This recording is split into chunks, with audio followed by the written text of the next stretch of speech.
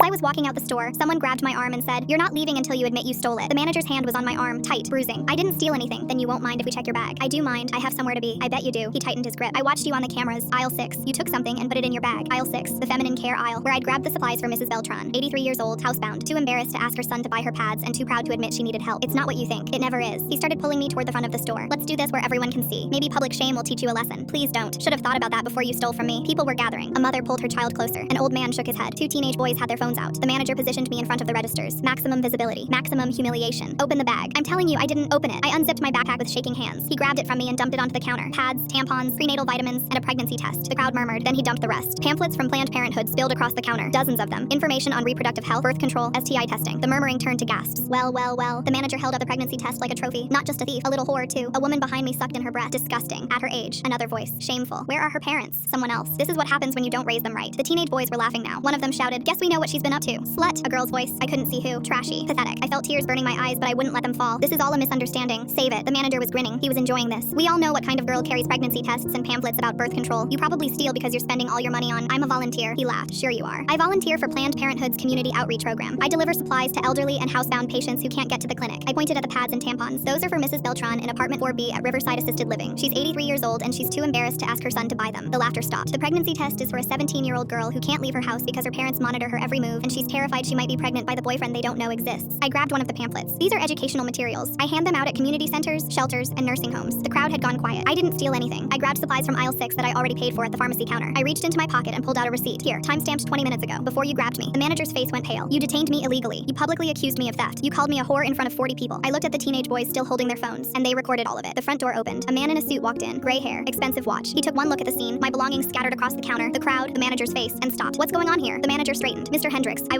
was a shoplifter. That's the owner," someone whispered. Mr. Hendricks looked at the receipt in my hand, then at the supplies on the counter, then at me. "Are you okay? Your manager detained me, accused me of stealing, dumped my bag in public, and called me a whore, all while I had a receipt proving I paid for everything." Mr. Hendricks' jaw tightened. He turned to the manager. "Office, now." "Sir, I don't care what you thought. I care that you just created a lawsuit in front of 50 witnesses and at least 3 phone cameras." He looked at the teenage boys. "Stop recording." They didn't. Mr. Hendricks turned back to me. "I am so sorry. Whatever you need. I need to finish my deliveries." I started putting my things back in my bag. "Mrs. Beltran runs out of pads today. The 17-year-old has been waiting for that test since yesterday. People are counting on me." I zipped my bag and looked at the crowd. The same people who'd called me disgusting, shameful, trashy. "You all decided who I was based on a pregnancy test and some pamphlets. You called me names. You laughed." I slung my bag over my shoulder. "I'm 17 years old. I volunteer 40 hours a month to help people who can't help themselves. What do any of you do?" Silence. I walked toward the door. The woman who'd called me disgusting stepped aside, wouldn't meet my eyes. The girl who'd called me a slut was staring at the floor. The teenage boys had finally lowered their phones. I stopped at the door and turned back to Mr. Hendricks. "Your manager's name is on my receipt. I have witnesses. I have video." I pushed the door open. "I have a lawyer." The door closed behind me. I made it to my car before I started shaking. Mrs. Beltran got her supplies that afternoon. The 17-year-old got her test. It was negative. She cried with relief for 20 minutes.